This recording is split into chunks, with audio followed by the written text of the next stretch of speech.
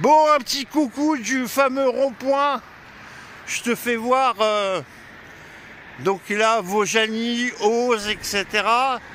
Il fait 5 degrés et on a une altitude de 857 mètres. Et moi, je dois aller par là.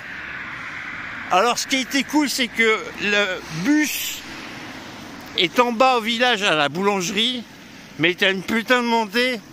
Et le chauffeur, il m'a dit: ah, tu vas au truite, je t'arrête. Donc voilà. Bon, allez, c'est parti. Ouais, je crache mes clopes. Plus sérieusement, donc là, je vais m'installer sur la tente. Là où il y a les caravanes, puisque, à moins qu'ils ont coupé l'eau, mais il y a pas des camping-cars, pardon, voilà. Et donc, je suis exactement à la base de loisirs de l'Odol, puisque l'été, il y a possibilité de louer des pédalos, d'aller nager, etc., etc. C'est un truc avec les gosses que je supporte pas parce que ça me fait fuir mes truites. Le lac est énorme. C'est un barrage qui est généré par EDF, qui donne toute l'électricité à la moitié de Grenoble, si je dis pas de bêtises. Donc là, je te fais voir. L'eau, elle a bien, ils ont bien vidé le barrage. Donc là, tu as les pontons, tu descends. Les places handicapées, donc ça c'est très bien. Le bar, etc. Donc voilà. Et puis moi, j'allais un peu plus loin là-bas, histoire de me trouver un petit coin pour la tente. Et surtout de trouver du bois mort, malgré que c'est mouillé, pour faire un peu de feu. Allez, je fais un petit coup de pub pour la guinguette. S'ils me voient, je vous fais des gros câlins, les copains. Voilà, c'est familial. Le dessert est à 8 €. Enfin bon, bref, les viandes est à 23, tu vois. Les spécialités est à une cuisse de grenouille est à 19 €. Toujours est-il que, tu vois, je fais un peu de pub. Parce que c'est eux qui font les pédalos et tout ça, donc l'intérêt de gentil avec eux. Et moi, je vais me foutre là, regarde. Derrière la barrière, je vais me mettre là. Hop. Je vais me mettre là. Juste derrière la barrière. Alors, je sais pas ce que ça va donner, mais j'ai un tas de... du bois mort, donc c'est pas mal. On va essayer. Mais pour l'instant, opération montage de tente, je vous la fais en version accélérée, soi-disant que on peut la monter en 3 minutes. Ah bah, on va voir. Samuel, moi, les dernières tentes que j'ai montées, c'était en 92. J'étais chez les paras. Allez, c'est parti, je vais mettre en accéléré.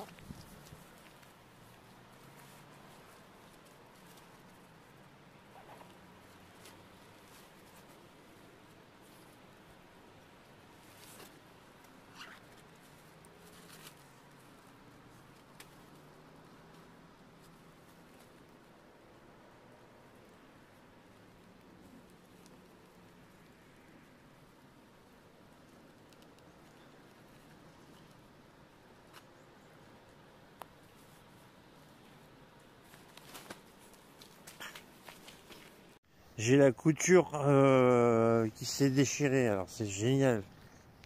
Moralité, ne traîne pas ta question, porte-la. Allez, en musique. Il est 9 h du matin, il fait pas froid, il fait 6 degrés, il fait humide par contre. Allez, je vous montre les Quechua, voir comment ça se passe.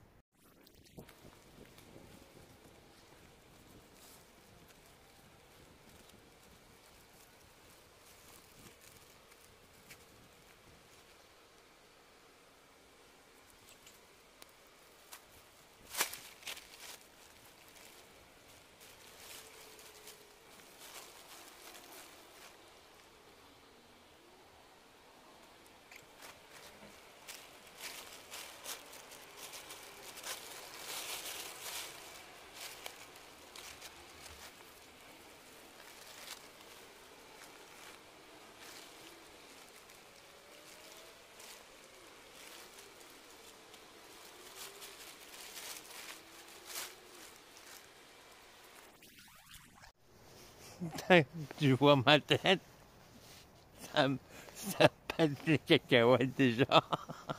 Pourtant, il y a le mode d'emploi. Pour la ranger, ça va être un autre bordel.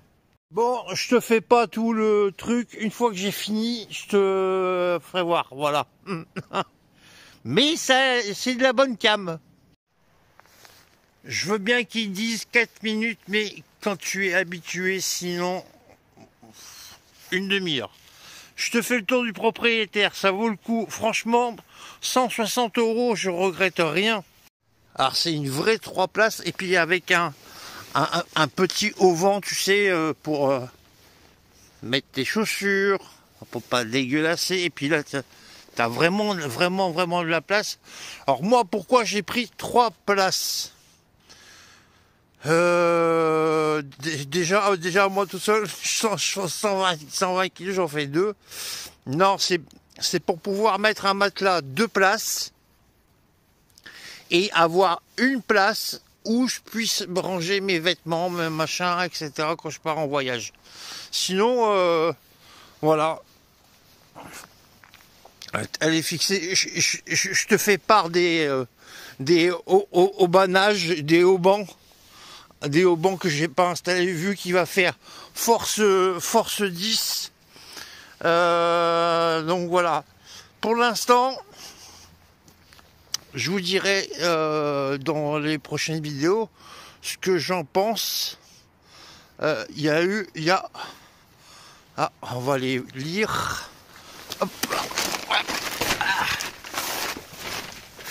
Il y a un mode d'emploi à lire, mais bon. Est-ce que... Ah, il y a des petites fenêtres et des moustiquaires, ouais, c'est cool. Ah, par contre, moustiquaire, machin, ouais, Allez, je vais mettre un petit bémol, ils auraient pu mettre des vides-poches. Je ressors.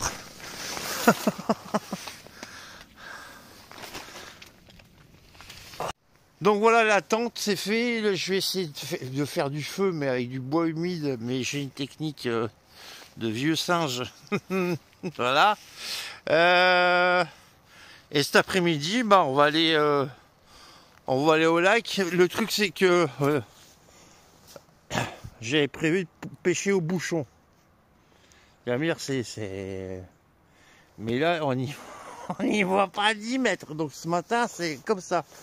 Donc au pire, vous aurez des vidéos, soit demain, soit la prochaine fois sur la pêche à proprement dit, puisque j'ai acheté comme une fixation GoPro, mais là, avec le téléphone, ça coûte moins cher. Ça m'a coûté 30 € et je trouve bien parce que au moins si tu peux mettre ton téléphone. Bon, le feu, j'ai abandonné au bout de 2 heures. Alors, il y avait un truc, c'est vrai, un truc de stage commando quand l'eau, quand l'arbre s'était mouillé. Il y avait un truc qui pouvait nous sauver, c'était de faire des copeaux de sapin. Et moi, je prends ma lame et je fais des copeaux que je pense à mon stage commando que j'ai fait, etc. Mais non, ça marche pas. Donc là, il est 10h30. Voilà, un petit peu la guinguette et tout ça. Pourtant, j'ai regardé la météo. Ils avaient promis soleil hein, et autres, tu vois. Mais là, même si je balance mon bouchon, je sais même pas si je vais le voir. Peut-être à la bouée blanche et encore. Est-ce que toi tu vois la bouée blanche qui est là? Moi je la vois. Toi peut-être pas à l'écran. Donc voilà. Tiens, je vous fais voir pour les piou-piou si vous voulez venir. Voilà. Qu'est-ce que je fais? J'attends un petit peu pour sortir les cannes à pêche, au moins tester ce que ça donne.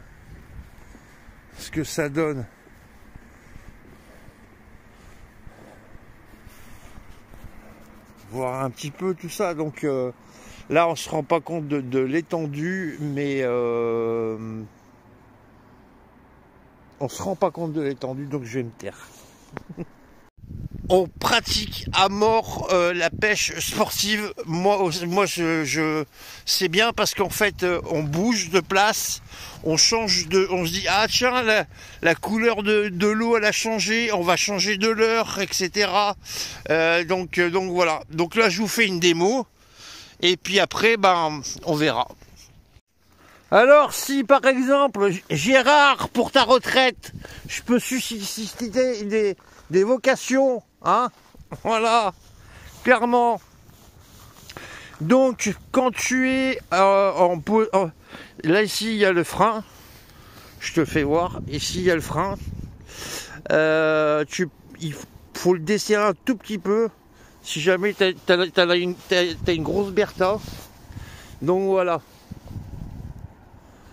Hop. Bah allez, on est parti, on va essayer un peu. On va voir.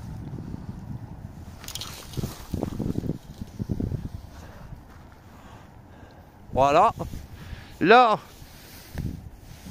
tu loques et tu bouges plus. T'attends. Tu desserres un peu ton frein au cas où. Et puis là, bah en fait, si tu vois plus le bouchon, il est où, j'espère que vous le voyez à la cam. Si tu vois plus le bouchon, c'est qu'il y a un problème, c'est qu'il faut aller chercher le truc. Voilà. Allez, on va passer en mode dynamique, en mode sportif. Donc, alors pendant ce temps, ça me permet de jeter un petit coup d'œil sur ce qui se passe, hein. Alors en mode sportif, tu laisses le frein, tu laisses ton frein serré à fond. Tu laisses ton frein serré à fond et voilà. Contrairement à la posée, au bouchon si tu préfères, où des fois tu n'as pas le temps de réagir, donc ça permet que le poisson puisse partir avec un peu de fil et que tu aies le temps de réagir.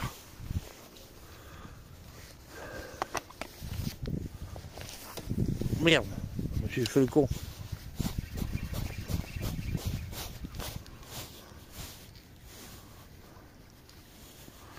J'ai fait le con.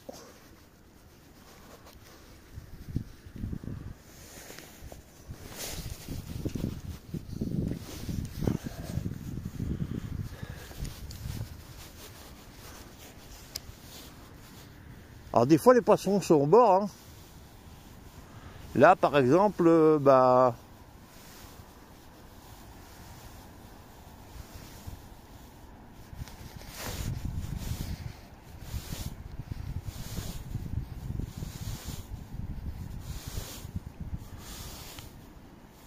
et là par contre sur ma cuillère, c'est instantané, hein. Ça part tout de suite. Ou quasiment tout de suite.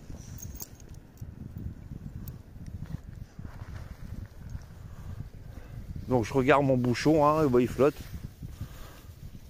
En fait, c'est comme à la piscine, c'est comme les gosses. Tant que ça flotte, ça va. Si tu vois plus la tête du gosse, saute dessus. Mais voilà, j'ai des cannes, je me rends compte que j'ai des cannes beaucoup trop légères. Et puis j'arrive plus à lancer, je sais plus faire.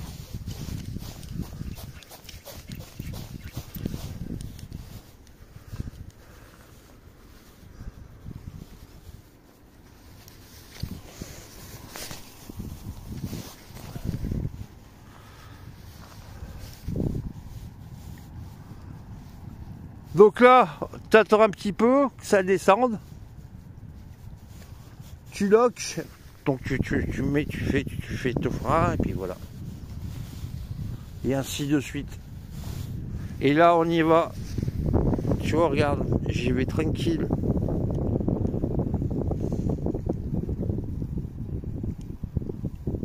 Des fois je m'arrête un peu. Et je reprends. Je m'arrête un peu et je reprends. Ah, c'est marrant, j'ai des touches là.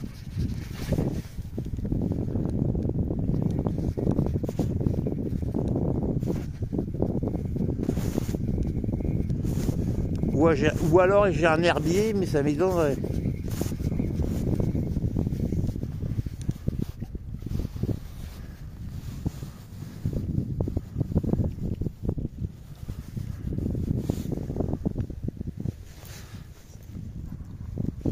Bon, ainsi de suite, hein, je vous fais grâce de tout ça.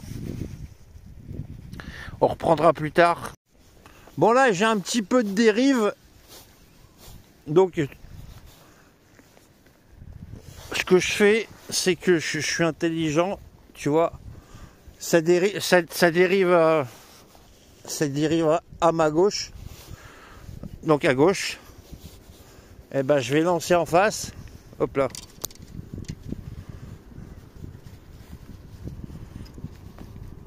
Comme ça m'évite.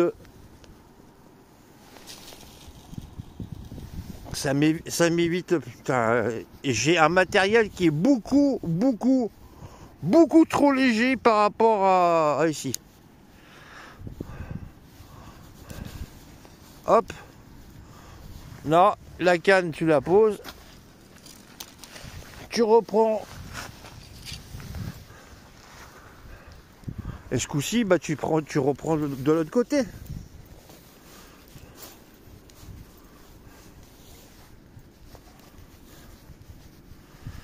J'ai... Eh bien, je sais plus lancer. Premier qui se moque, je m'en fous. Ah, j'ai mon sillon qui se...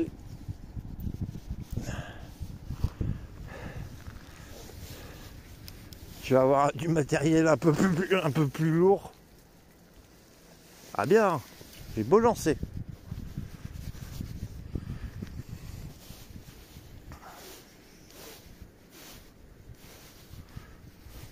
Donc là, en fait, je te fais voir. Hop. Tu vois, je mets des petits coups pour simuler un poisson agonisant. Mais c'est vrai en plus.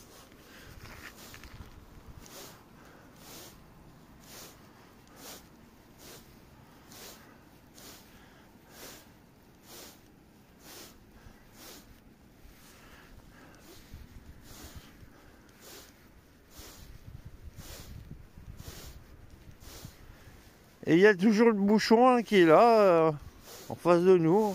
Je le surveille. Des fois qu'il plonge, c'est que c'est une truite.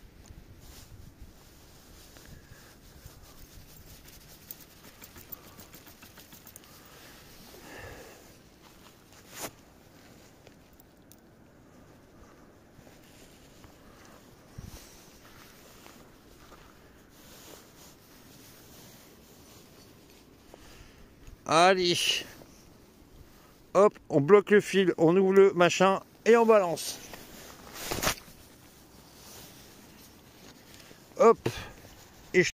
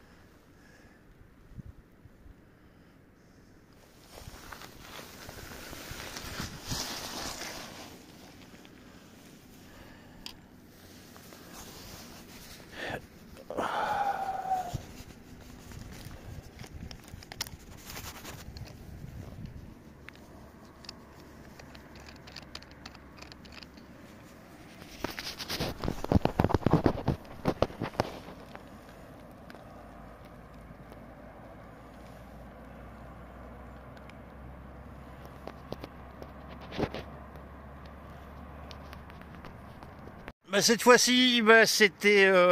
Il est temps que je vous fasse la conclusion. Je vais pas vous faire voir des heures et des heures de bouchons. Hop. On se retrouve rapidement sur ce genre d'exercice. Dites-moi dans les commentaires si ça vous plaît. Le bivouac, où je vais vous donner un petit peu mes bidouilles, etc. On va monter crescendo parce que je vais avoir du matériel. J'ai commandé 500 balles de matériel chez les Chinois. Je sais, vous allez me tuer, mais bon, merde. Pour quand tu vois le prix du matériel français et le prix du matériel chinois, voilà quoi. Je vais avoir une vraie canne à pêche, on va pouvoir faire des trucs sympas. Et puis j'ai commandé un bateau, donc on va pouvoir se faire des sorties bateau. Donc voilà. Je vous fais des gros bisous et puis bah à très vite dans le épisode 3 cette fois-ci. Bivouac et pêche. Je sais pas pourquoi j'ai choisi ce nom-là. J'aurais mieux fait de boîte à partouze. Enfin bon, bref.